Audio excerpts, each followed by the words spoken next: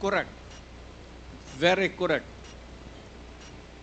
Since I was a president, and there was until now, serious problem about drugs, I had to issue or make a policy statement about drugs.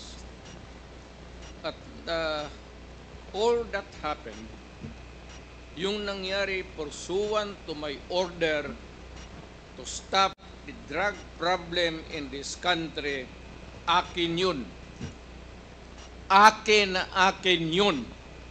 Ako ang nagbigay ng order kasi ginawa nila illegal or legal, akin yun.